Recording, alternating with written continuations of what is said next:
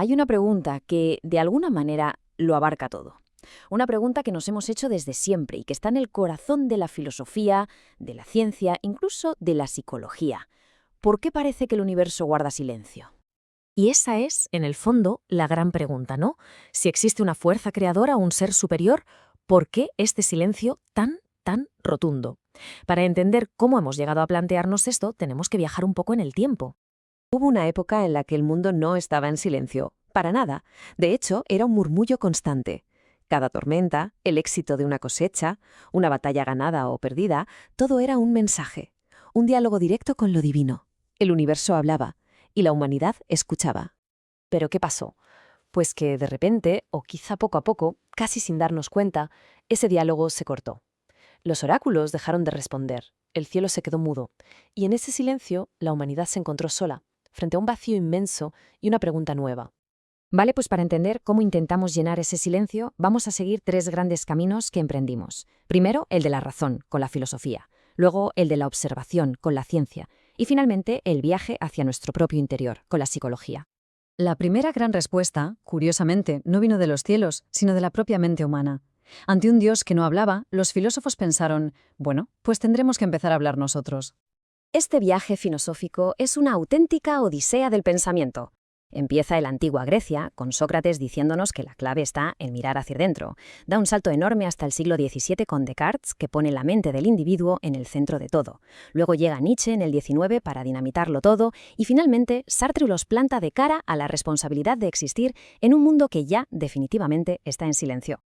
A ver, antes de que la filosofía entrara en escena, la vida venía con un guión ya escrito. Las normas venían de arriba, de los dioses, y el objetivo era cumplirlas. No había mucho espacio para la duda. Preocuparse o cuestionar el orden de las cosas simplemente no era una opción. Y entonces aparece Sócrates y lo cambia todo con esta frase, que es una auténtica bomba: «Conócete a ti mismo». De repente sugiere que las grandes respuestas no están ahí fuera, en oráculos o en el Olimpo, sino aquí dentro. Es el primer gran giro de la historia. Pasamos de esperar la revelación a iniciar la introspección. El cambio de perspectiva es brutal. A la izquierda, la idea de siempre: la existencia es un regalo, algo que nos es dado por un poder superior. Pero a la derecha llega Descartes y dice: un momento, pienso, luego existo. ¡Boom! De repente, la prueba de que existimos no es la fe, es nuestra propia capacidad de dudar, de razonar. El centro de todo ya no es Dios, es el yo que piensa. Y claro, este giro hacia el individuo fue preparando el terreno para lo que vendría después. Una de las frases más potentes, más mal interpretadas y más sísmicas de toda la historia del pensamiento occidental.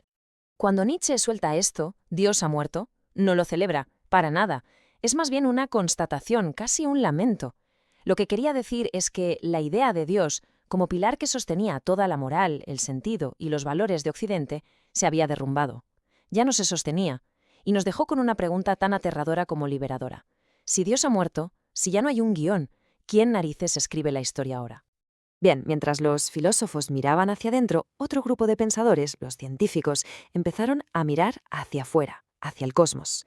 Pero lo hicieron con unas herramientas completamente nuevas: la observación, la medición y las matemáticas.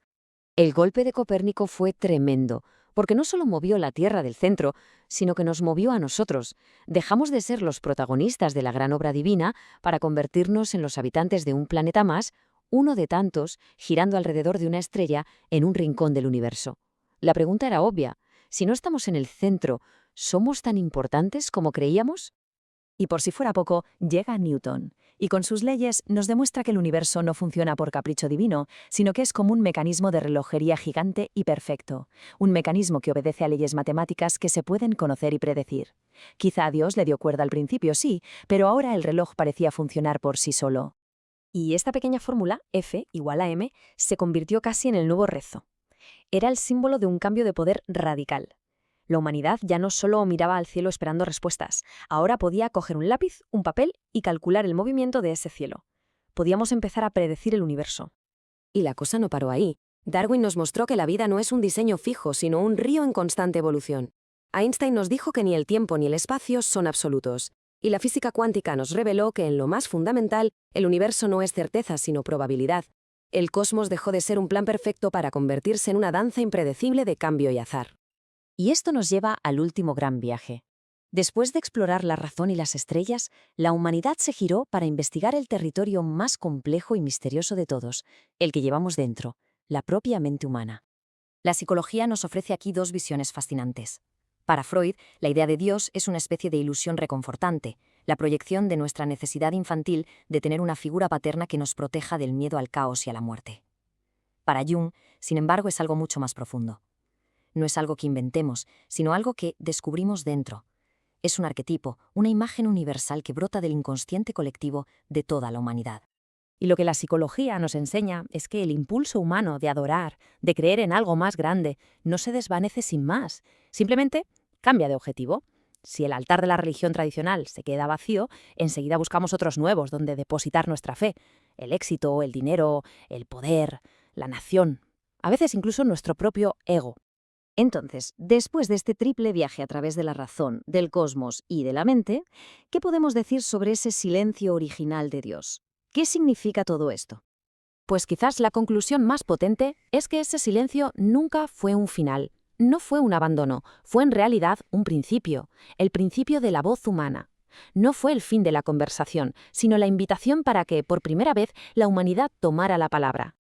Visto así, el silencio no fue un vacío, sino un espacio. Un espacio para que desarrolláramos nuestras propias herramientas. Nos obligó a aprender a buscar con la filosofía, a observar con la ciencia, a pensar con la lógica y a sentir y entendernos con la psicología. Nos convertimos en nuestros propios exploradores. Y de esta forma, en la búsqueda de respuestas a un universo silencioso, nacieron nuestras mayores herramientas. La filosofía nos dio una voz para preguntar, la ciencia nos dio unos ojos para ver, y la psicología nos dio un corazón para comprendernos a nosotros mismos en medio de todo ello. Y quizá, al final, la respuesta a ese gran silencio no es una voz atronadora que viene de fuera, sino algo mucho más sutil y dual. Es esa sensación de asombro al mirar el cielo estrellado y a la vez esa brújula interna que llamamos conciencia. Quizá el diálogo nunca se detuvo, quizá simplemente aprendimos a hablar otro idioma.